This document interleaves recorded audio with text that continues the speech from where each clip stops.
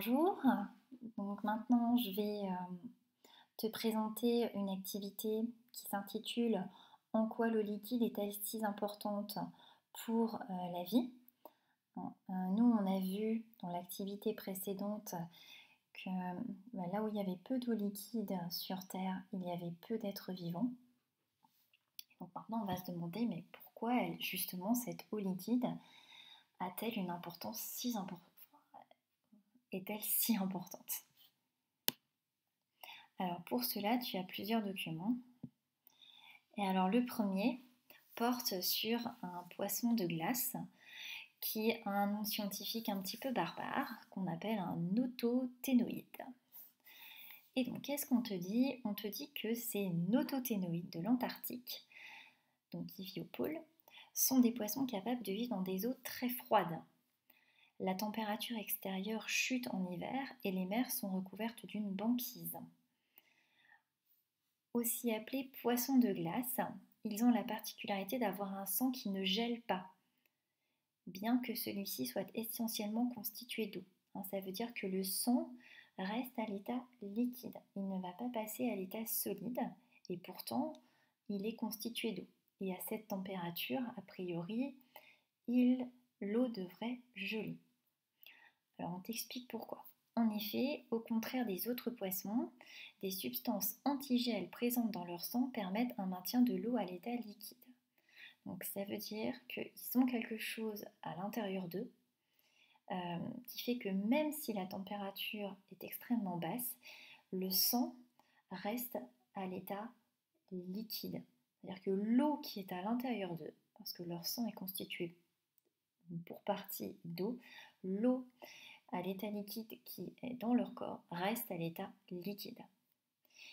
Et qu'est-ce qu'entraînerait la solidification du sang? Et bien, ça entraînerait l'arrêt de toutes les fonctions vitales, comme la respiration, la circulation sanguine, et donc la mort de l'animal. Il faut bien avoir en tête que si l'animal ne peut pas respirer, il ne va pas pouvoir vivre. Alors tu peux voir en effet sur la photo un poisson de glace, qui vit d'ailleurs sous la glace. On te propose également un deuxième document. Alors, un deuxième document qui est constitué d'un tableau. Et dans ce tableau, on te donne la teneur en eau liquide de quelques êtres vivants. Alors, tu peux avoir des animaux, des végétaux ou bien un champignon. Et à chaque fois, tu regardes la teneur en eau du groupe d'êtres vivants. Et ce que tu peux voir, c'est que quand même, globalement, que ce soit l'être humain, le maury, le chêne, la poule, la laitue ou la méduse, eh bien ces êtres vivants sont essentiellement constitués d'eau liquide. C'est ce qu'on te dit d'ailleurs dans le texte. Tous les êtres vivants sont essentiellement constitués d'eau liquide. Chez de nombreux êtres vivants, l'eau est un élément circulant permettant le transport de nutriments ou de déchets dans l'organisme. Je te rappelle que quand l'être humain fait pipi, il y a une grande partie d'eau dans les urines et pourtant c'est un déchet.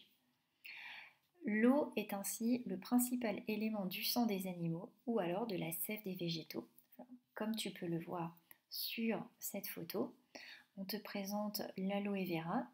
C'est une plante dont la sève est très riche en eau.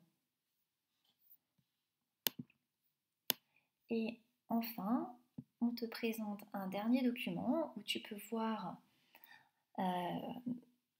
des orques qui sont au milieu de l'océan. Et on te dit que l'eau liquide, ça constitue aussi le milieu de vie de nombreux êtres vivants.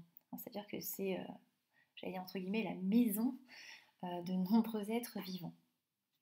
Et moi, je te demande de répondre à deux questions. Première question, donc à partir de tous les documents, montre que la vie peut être présente même dans des milieux extrêmes où le maintien de l'eau liquide semble impossible. Et la deuxième question que je te demande, c'est de justifier que l'eau liquide est un élément nécessaire à la vie. Donc tu peux mettre sur pause puisque je vais aborder la correction.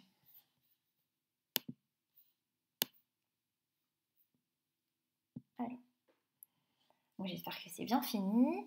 Maintenant, je réponds à la question 1. Montre que la vie peut être présente même dans des milieux extrêmes où le maintien de l'eau liquide semble impossible. Eh bien, on le voit bien avec les poissons de glace, hein, au nom scientifique un petit peu barbare. Et pourquoi?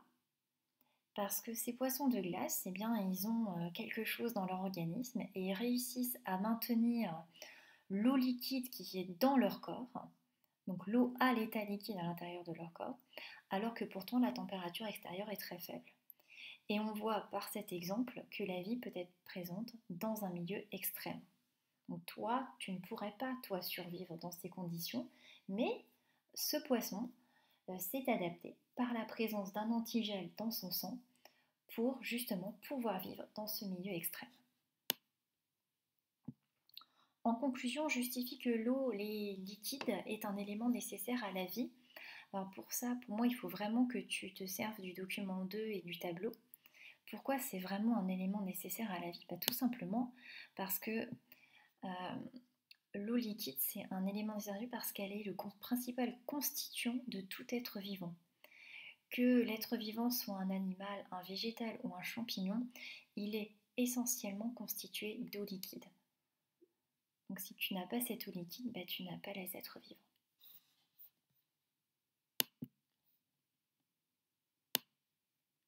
Alors, en conclusion. En conclusion, je t'ai rappelé un petit peu l'histoire et le développement de la vie. Juste pour te dire que la Terre, elle s'est formée il y a 4,6 milliards d'années. Quand elle s'est formée, c'était un magma, la Terre. Puis, il y a 4,4 milliards d'années, il y a eu la formation des océans. Et la plus ancienne trace de vie, on la retrouve avec 3,8 milliards d'années dans des anciens fossiles. Peu avant 600 millions d'années, on retrouve les premières cellules avec des noyaux. Alors peut-être que tu as observé des cellules en SVT avec un microscope, avec un oignon. Je ne sais pas. Et à partir de 600 millions d'années, on a l'émergence d'une grande diversité d'êtres vivants. On voit des plantes, des petites chenilles, des dinosaures. Alors, je pense que tu dois savoir que les dinosaures sont disparus il y a 65 millions d'années. Et il y a une autre vie qui est apparue. Et il y a 2 millions d'années, il y a eu l'apparition des premiers humains. Bon, ça c'était pour l'histoire du développement de la vie. Alors nous, ce qu'on va retenir, ce qui est très important, c'est la température sur la Terre.